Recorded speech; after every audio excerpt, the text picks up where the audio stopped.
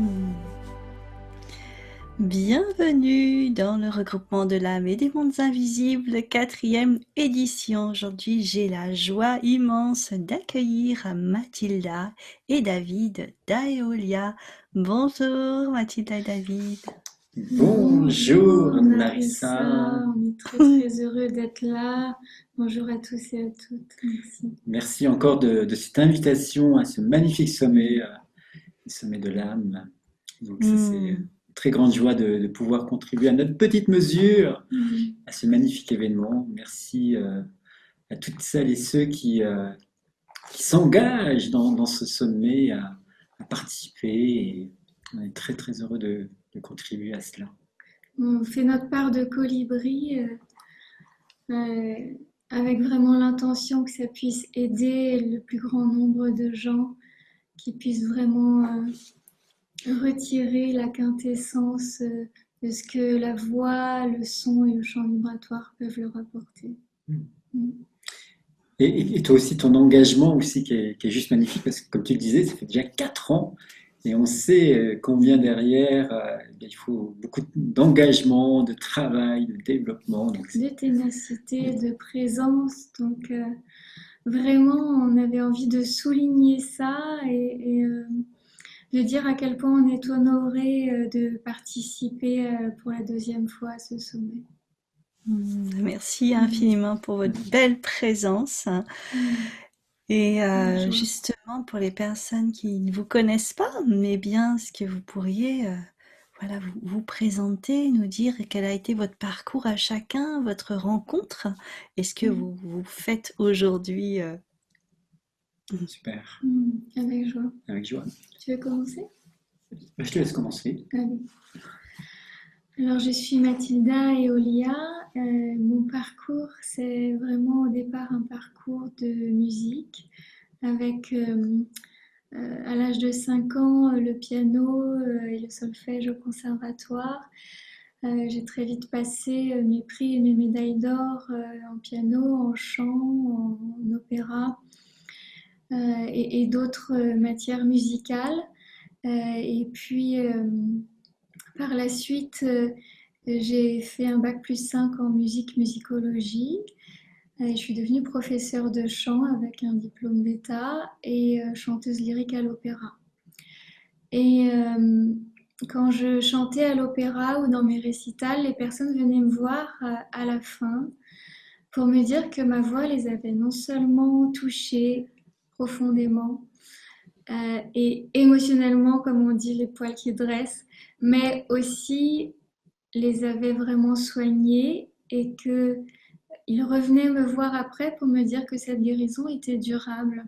Alors il y avait des choses physiques comme des déchirures musculaires qui se sont remises, des vertèbres, des choses plus psychologiques comme des burn-out et différentes blessures émotionnelles de l'âme.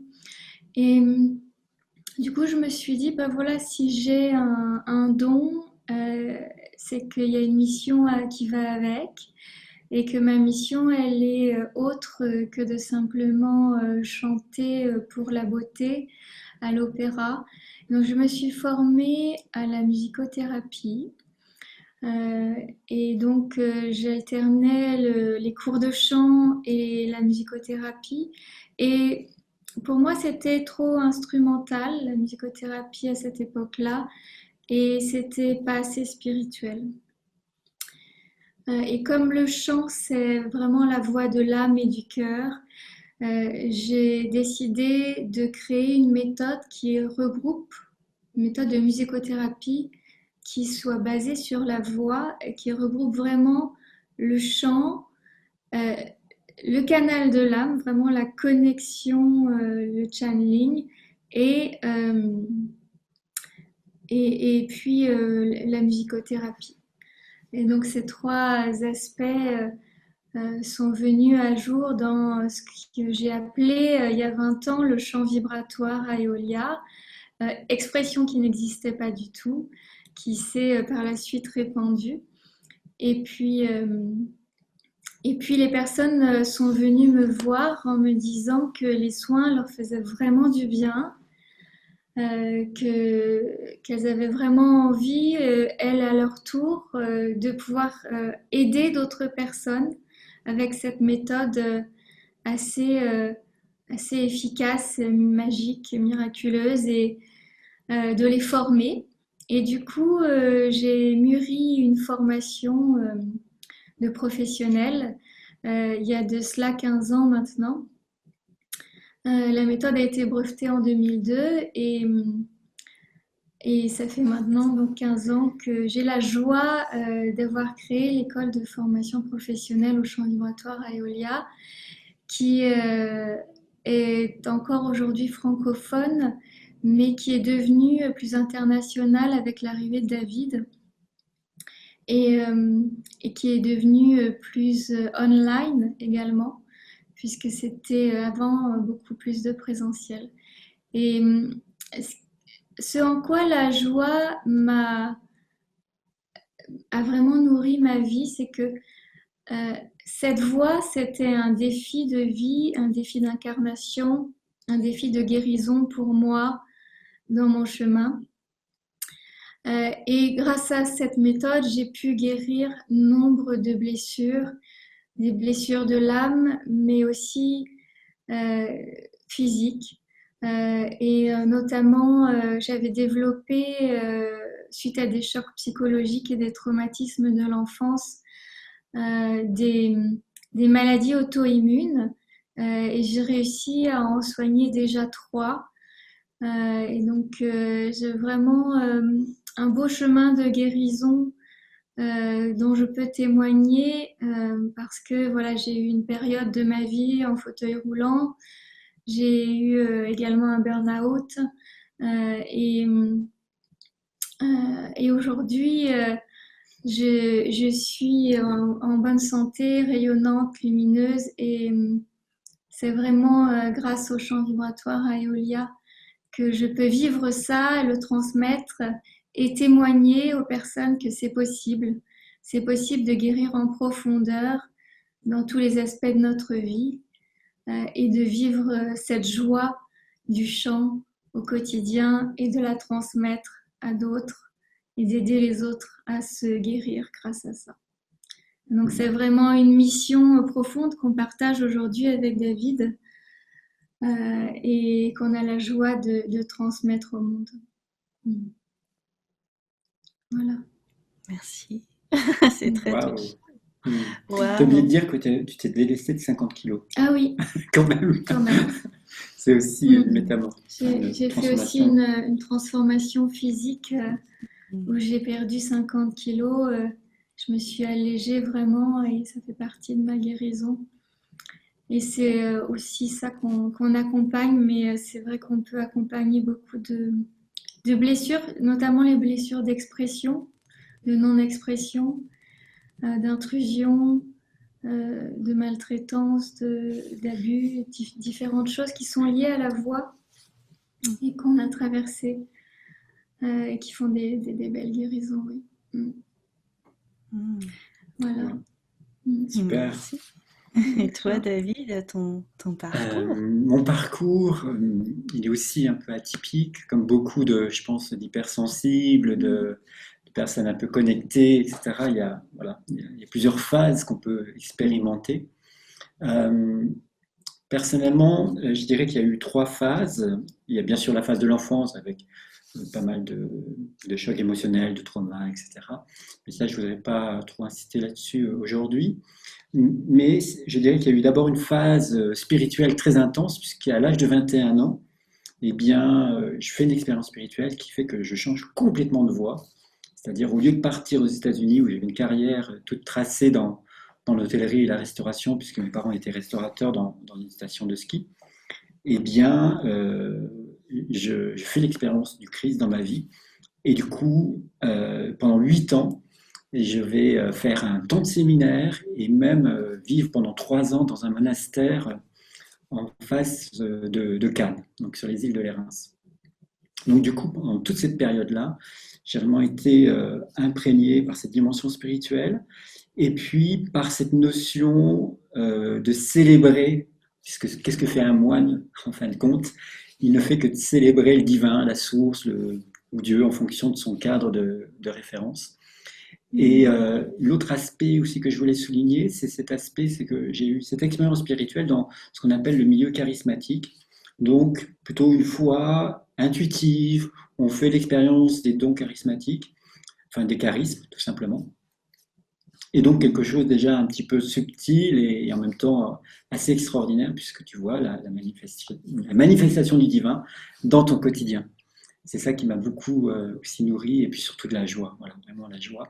Et cette quête qui est vraiment d'être au service du divin, et de trouver le chemin entre ombre et lumière, mais toujours marcher vers cette rencontre. Donc ça, c'était le premier temps. Ensuite, un deuxième temps où je me suis marié, j'ai eu des enfants, un temps pendant 20 ans. Et là, j'étais pas forcément très heureux en couple. Et au bout de 20 ans, j'ai pris cette décision donc voilà, de divorcer. Et je suis parti pendant 6 mois dans un monastère à 2500 mètres d'altitude pour vraiment redéfinir mes priorités, mes valeurs, le sens de mon existence.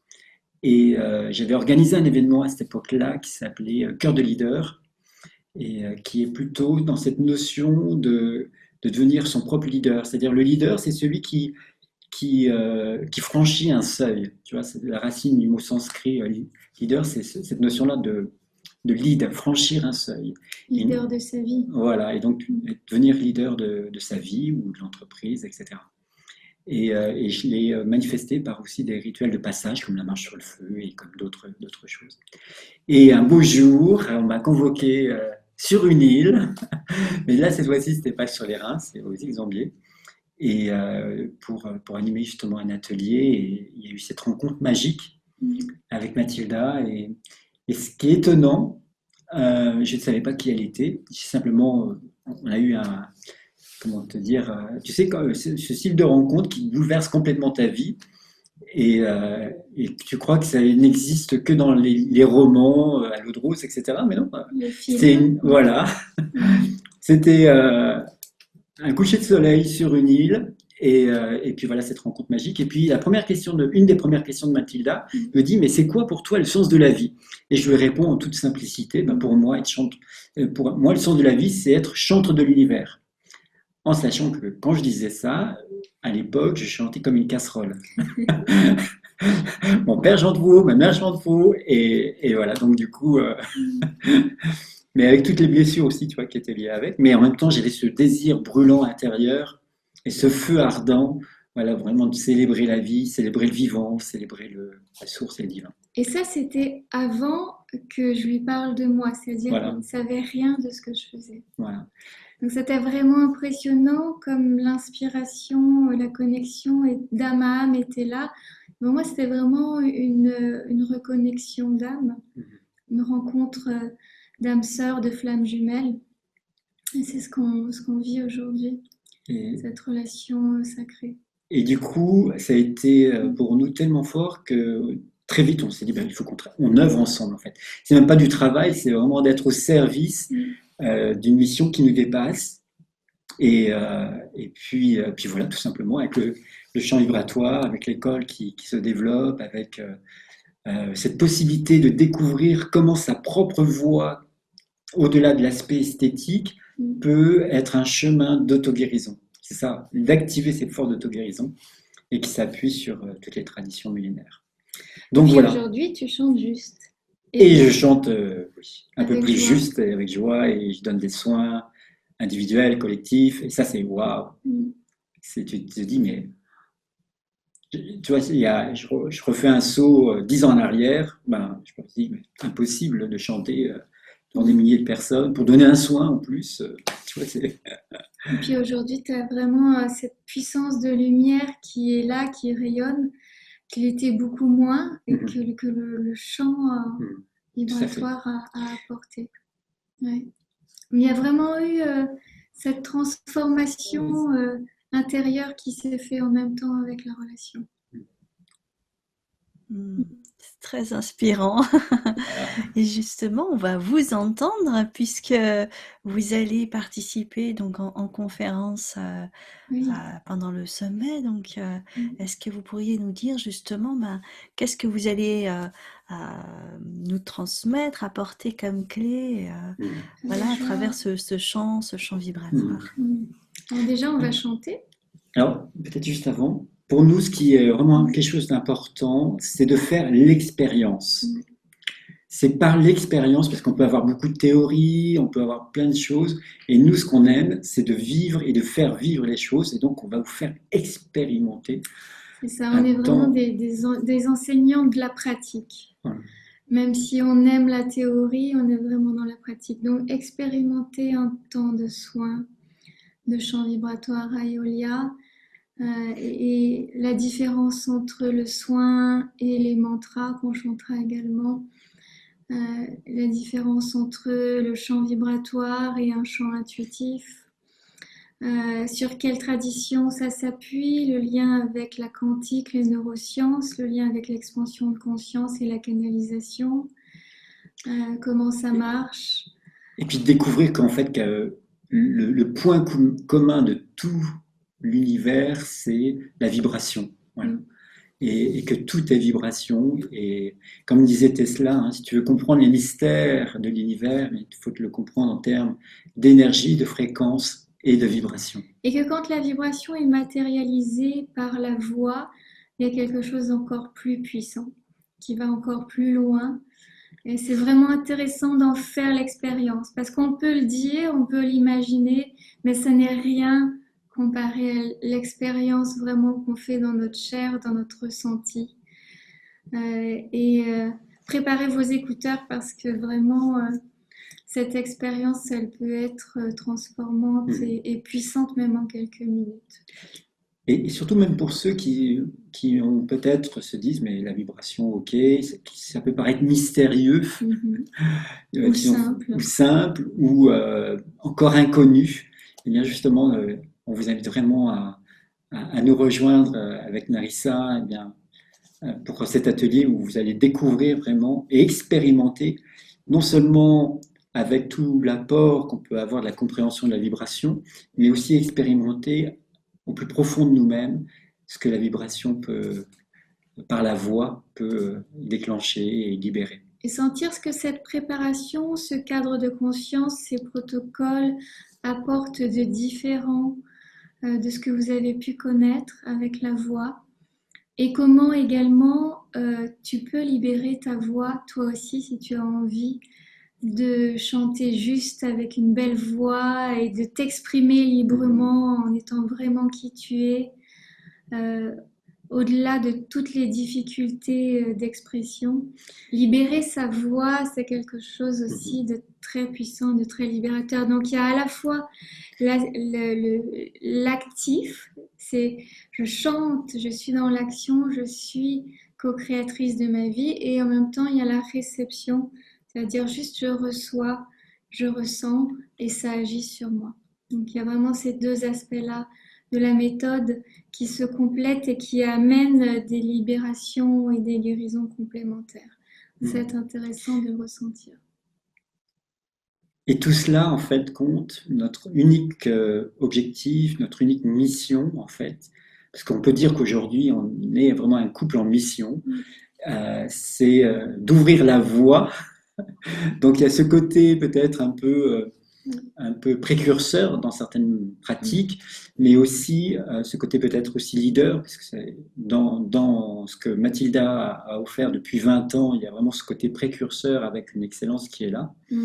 Il y a ce fait de découvrir qu'à travers cette libération de la voix et à travers cet outil du chant vibratoire, eh bien, on se libère de beaucoup de traumas pour justement, ce qu'on dit souvent, vibrer intensément sa vie. Voilà, parce qu'on n'est que ça, en fait, on n'est que vibration. Et donc, chaque être, chaque personne porte en lui cette vibration originelle. Cette unicité qu'est la voix. Chaque voix est unique, il n'y a pas deux voix identiques, même chez les jumeaux. Et donc c'est vraiment très puissant de découvrir sa voix et de recevoir également la voix. Avec ma voix qui est quand même très particulière et qui vient vraiment toucher en profondeur et décristalliser, c'est vraiment quelque chose de spécifique à ressentir. Et puis, cette méthode d'expansion de conscience, de canalisation par la voix, c'est aussi apprendre comment toi aussi tu peux canaliser le son et la voix. Et c'est une autre forme de canalisation.